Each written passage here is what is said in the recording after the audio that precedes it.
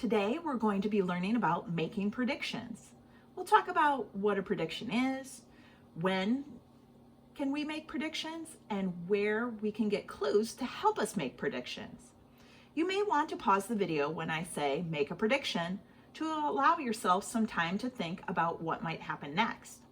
If you're watching with a friend or a parent, you can share your ideas with them, or you can say them to yourself, or you can share them with me. I'm listening. Let's start by taking a closer look at some careers that use predictions. One example is the weatherman. The weatherman gets clues and researches things like wind currents, wind speed, and temperature to better understand patterns that happen with the weather outside. With this information, the weatherman makes a prediction that they call a forecast, letting us know what the weather will be like the next day and how we should dress for going outside. Another person who uses predictions are scientists. Scientists are people who discover new things and research how things work.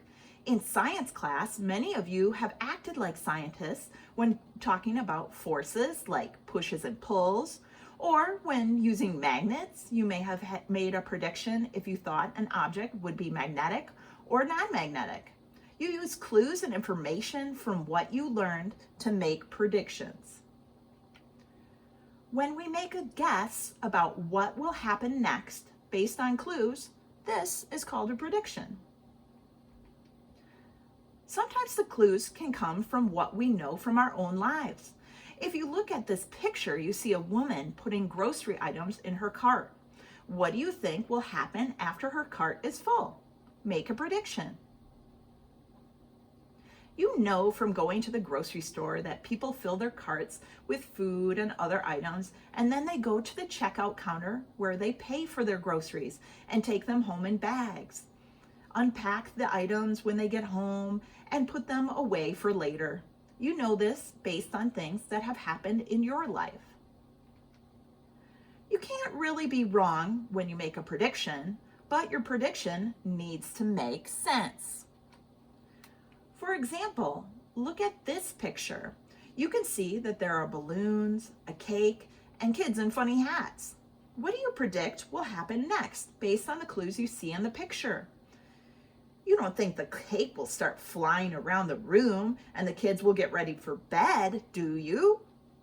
Of course not. That prediction wouldn't make sense. Make a prediction. The kids are probably celebrating something like a birthday. You might predict they would sing happy birthday and one of them may blow out the candles on the cake. That prediction would make sense. This is a picture of a baseball game. Try and predict what you think will happen next. Make a prediction.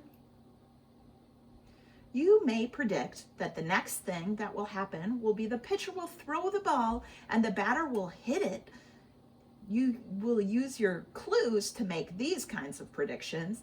You may also have watched a baseball game before, so based on your life experiences, you have a good idea of what will happen next.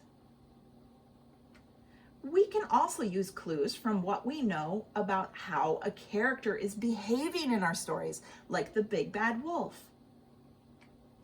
For example, in the book The Three Little Pigs, the wolf goes to the first pig's house and says, "I will huff, and I will puff, and I will blow your house down." After he blows the first pig's house down, he goes to the next pig's house and says, "I will huff, and I will puff, and I will blow your house down." Then he goes to the third pig's house. What do you think the wolf is going to say? Make a prediction. Based on the wolf's behavior at the other two pigs' houses, I would predict he would say, "I will huff, and I will puff, and I will blow your house down." We also can use clues from text and illustrations. Before we even open a book, you can look at the title and the picture on the cover to get clues about what the book might be about. This is a prediction. What do you think this book is about? Make a prediction. During reading, we can stop reading and make a prediction. What might the character do next?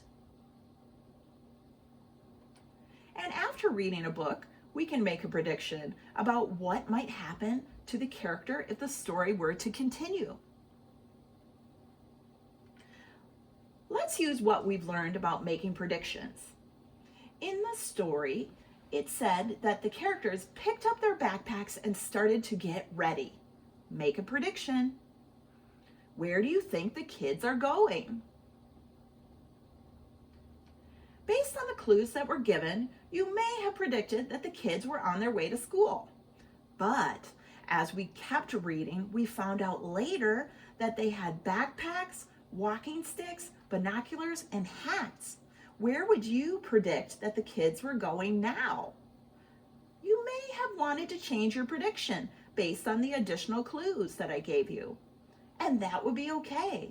Yes, you can change your prediction as you read and find out more things.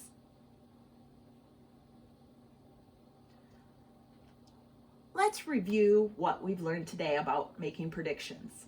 What is a prediction? A prediction is a guess based on clues. When can we predict? We can predict before we read, during reading, and after reading. Where can we find clues to help us predict? Our life experiences, character behaviors, and with details from the story. Well, that's all I have for today's lesson on making predictions. Take care, and I look forward to seeing you again next time. Hope you're making predictions with what you're reading. Have a great day.